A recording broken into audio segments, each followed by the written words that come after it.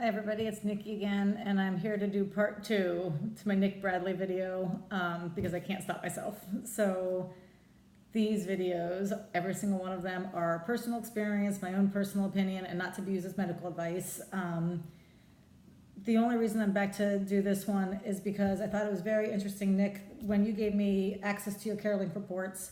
I saw those periods of minimum delivery that kind of led to those big blood sugar spikes. I didn't see as many of them in the morning. That's why I asked whether or not you were active in the morning, because my guess is it kind of balanced out better in the morning. But they definitely followed dinner. And what I think is happening is I think that you're hitting all these minimum delivery periods or pockets throughout the day. Between activity and getting a whole lot of extra insulin through meal boluses, you are balanced out fairly well, right? You definitely had some spikes, but it's kind of you're going okay. But as you go throughout your day, you're accumulating 7, 8, 9 hours of this reduced insulin. Then as you head further into the night and you're getting further away from that last meal bolus, that last bolus where you've gotten a lot of extra insulin through your meal bolus, that's when you start to see this climb. And I think at that point, really what you're looking at is this drastically reduced insulin amount for many hours throughout the day that has managed to take care of itself throughout the day. But here on the other end, as you get away from your last bolus, it hits you. It is 100% a personal theory, and it really might be way off, but that's what I think is happening. And what I thought was interesting was on July 30th and July 31st, the last 2 days I did was the 24th and 25th.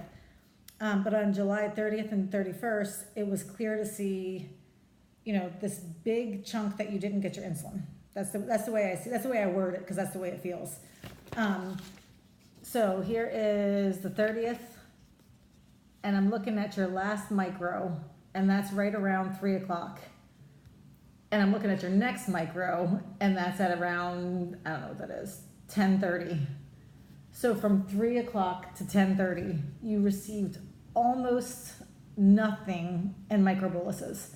For me, it's just freaking mind-blowing is what it is. That's a long period to not have any insulin. That's where I think that those ICRs, I mentioned in the last video that you had increased your ICR, your insulin to carb ratio, from a 1 to 12 to 1 to 7, which is a 42% increase. It nearly doubles the amount of insulin that you're receiving during a meal bolus. So you've doubled up the insulin you're getting with these meals or with these snacks or whatever they are.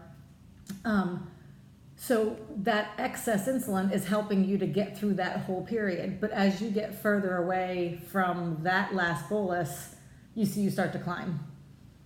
I think that's what it is. Another interesting thing, this is what I was trying to say in another video about Dawn phenomenon. I bore myself talking about Dawn phenomenon, but Dawn phenomenon, which I don't really think is what's happening in auto mode. I'm not saying we don't have Dawn phenomenon. And also, I can't remember about how every single night in auto mode is different. Like they're like snowflakes, right? Like every auto mode night is different. The reason I think that these are important is because of stuff like this. Here's this climb. So your climb, auto mode is responding to auto mode. It's responding to the fact that now you're climbing because you didn't have any insulin. Now you're climbing, now it's throwing its bigger micros at you. It's trying to fight that rise. It's giving you a ton of insulin. You wake up, you have been kicked out into safe basal, right? There's safe basal, you've been kicked out. And now you're doing a big correction, and now you plummet because now you're sitting on top of a whole lot of insulin plus a correction. Now you plummet, which then gives you your next period of minimum delivery. So then you wake up in the morning and you immediately start to rise again from that minimum delivery. I don't see that rise as being Dawn phenomenon. I'm not arguing that whether or not we have Dawn phenomenon. I'm just saying that rise right there came from the minimum delivery, that came from the huge amount of insulin and microboluses, that came from the minimum delivery and the climb before that. It's auto mode is responding to auto mode. That's the way I see it. And I also see that your 6 o'clock meals, or in that case, it looked like an 8:30 meal or whatever, the higher carb meal you have, the greater the amount of extra insulin you're getting.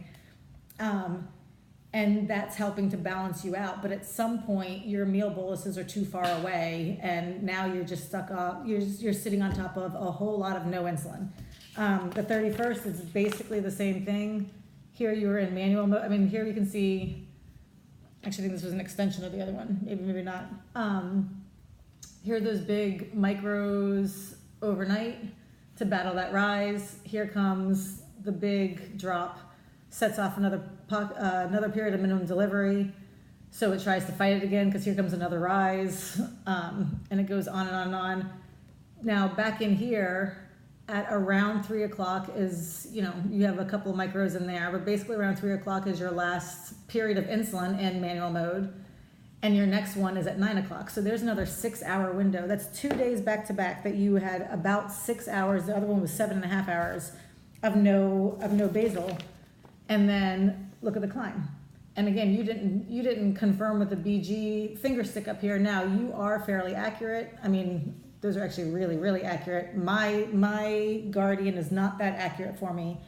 But I have noticed that sometimes your rises, for instance, the one the night before, is way higher than what your SG was showing. That was commonplace for me.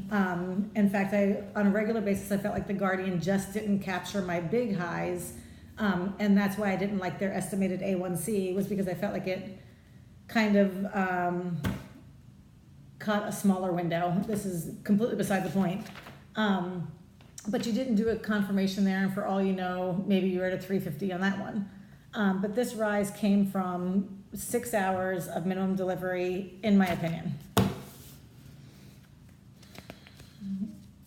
So that's you have more days here, and they look a lot alike. And now I'm going to go away for a minute and decide whether or not there's something in there that is worth coming back and showing you. It's very repetitive. I don't know what the solution is. You mentioned maybe doing a splitting your bolus 50-50. That sounds like a very reasonable thing. I'd like to hear back one way or another, unless you're like, yeah, I'm never ever going to contact that lady again. Anyway, I'm off to go read your other charts, and maybe be back for another video. Thank you very much for watching. Bye.